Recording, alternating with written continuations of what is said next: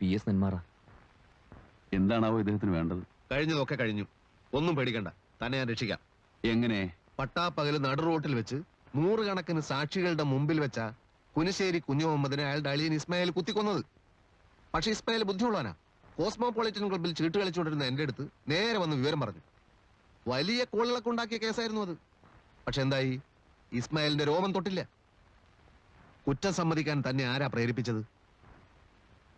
എന്താ തന്റെ ഉദ്ദേശം? നമുക്ക് അപ്പീൽ കൊടുക്കുന്ന വക്കീൽ പറയുന്നത് വളണ്ടറി കൺഫെഷൻ അല്ലെന്ന് കോടതി പറയാം.